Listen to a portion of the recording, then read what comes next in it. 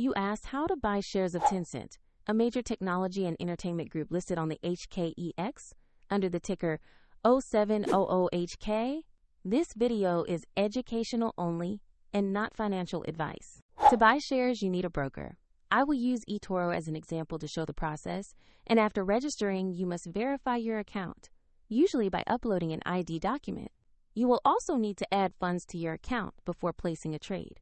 Use the platform search bar and type the ticker 0700HK to find Tencent. Select the listing that shows HKEX to open the correct asset page. On the asset page, check the company summary and the price chart to confirm it is Tencent.